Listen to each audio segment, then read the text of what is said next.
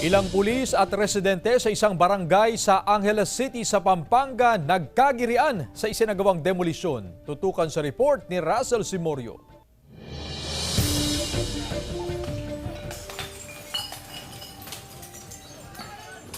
Nabulabog ang mga residente sa isinagawang surprise demolition sa ilang kabahayan sa Sitio Balubad, Barangay Anonas, Angeles City. Kita sa video na in-upload online ng isang netizen ang sapilitang pagpasok ng demolition team sa lugar.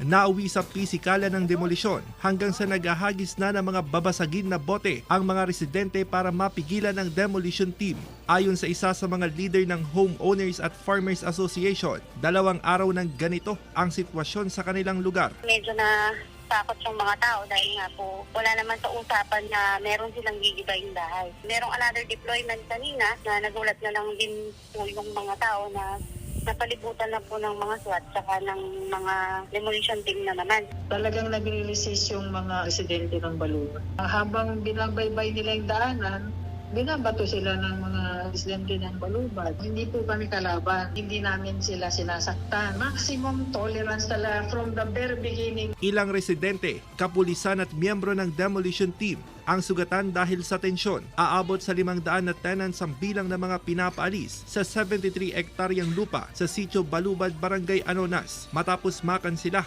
ang Certificate of Land Ownership Award na ibinigay sa mga tenant. Pinaalis sila sa lugar matapos mabili ang lupa ng isang private developer. Kinundi na naman ng city government ng Angeles ang surprise demolition. Sa isang post sa social media ng Angeles City Information Office, sinabi ni City Mayor Carmelo Lazatin Jr. na hindi sumunod ang developer sa kanilang amicable settlement na magbibigay muna ng konkretong development plan bago paalisin ang mga tao sa lugar. Dahil dito, magsasagawa raw ng hakbang ang lokal na pamahalaan para tulungan ang mga tenant. Sinisikap ng GMA Regional TV 1 North Central Luzon na makuhanan ng pahayag ang developer. Russell Simorio, 1 North Central Luzon.